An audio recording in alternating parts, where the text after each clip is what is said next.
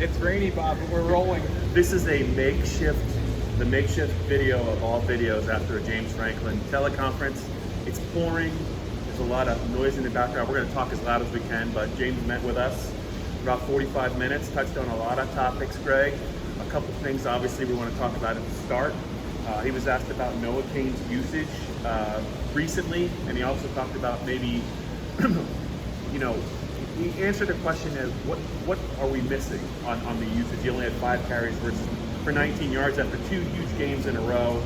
And he does think his role will grow, but he also continues to impress upon us that all those guys are going to play. Yeah, I thought the most interesting part of those comments, Bob, was when he, like in the situation of Micah Parsons not starting, said that he still played starter-like reps, but there wasn't 4 guys at that position last year.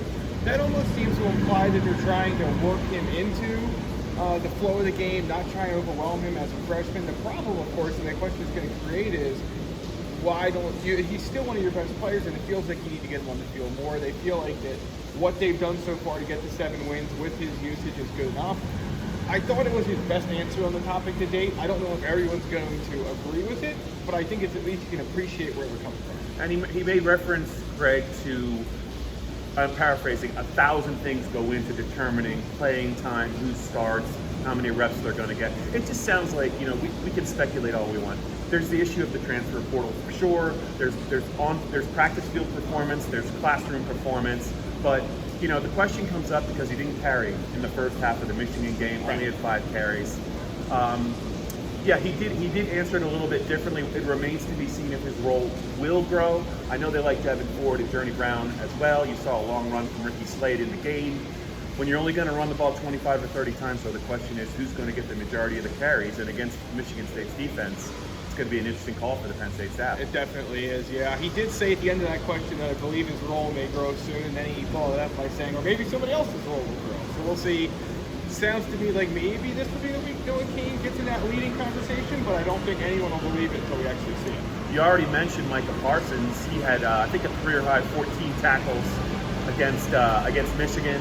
And James doesn't rarely praise somebody to this degree. He said he doesn't even know what this guy's ceiling is. Former defensive end, continues to get better, really likes being around him, but he just seems to think that once his fundamentals improve, he could be an All-American type player. Yeah, I mean, I think he's already on that trajectory just on the athleticism and his ability to read and react to plays alone. I think what James Franklin's getting at is just wait until this guy has the ability to see things before they happen and not when they happen. He's able to, because of the extreme athleticism and gifts, he's able to overcome the fact that he sees things and then goes and does them. But as he gets more of that built up and is able to see things before, and be somewhere before the opponent gets there, he's just going to keep getting better and better. 2 things to touch on, I think, that were notable. He's really happy with Sean Clifford's progress. The numbers speak for himself. He's not turning the ball over. He did say, though, one thing when they're trying to generate offense and get some flip the field possessions, when they have gimme plays in a game where a player is open and it's 3rd and 8. He was talking about Pat Fryermuth in the second half of the Michigan game. That was a big play. They missed it. He said we have to be 100% on the gimmies. There's been some other plays like that as well. James stressed, I think that's one of the things, maybe if there's one thing maybe that Sean Clifford could get better at, it would be that. Yeah, I think so, and I think it's not just that play in particular was one that sticks out, but I think there's more happening that maybe you don't pick up on right away. Maybe it's not as obvious what was supposed to happen. But Bob, he also hit on it in that same answer, is that they have guys underneath all the time. Yeah. Sometimes it doesn't feel like they're getting to that point progression-wise, though, and because of it, that leads to some of the 3 and outs or the 3rd and long. They were average 3rd and 7.5 against Michigan. They were 0-2 on 3rd and 9 or more. But there were chances to avoid those. Right. I think that's what he's getting at. They have to find a way to do that. Yeah, there's been some passes batted down early in games. You don't know if players have been open. Also, he said he's kind of speaking to the fans, maybe to us as well, but they are always in the mindset of trying to stay aggressive. And even though it doesn't look like they're aggressive at times, there might be. How do you know we're not being aggressive? It could be a defensive call. It could be a missed assignment in a pass protection. But he firmly believes that they're going to stay aggressive all year on every possession.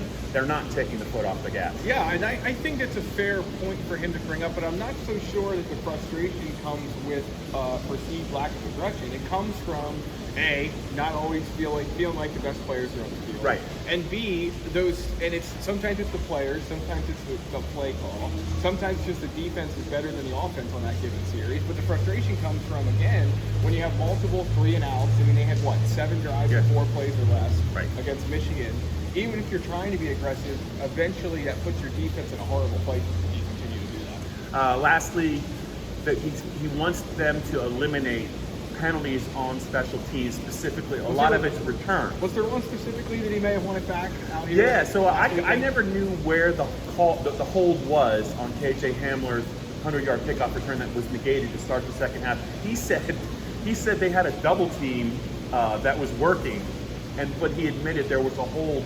One of the guys on the double team, they had the guy blocked, and he still held the guy. I think that upset him a little bit. Well, yeah, I think it's one of those things, Bob, where much like Saquon Barkley, if you think he's going to run by you, there's no need to hold. He's going to run by everyone. So that's something they'll want to clean up.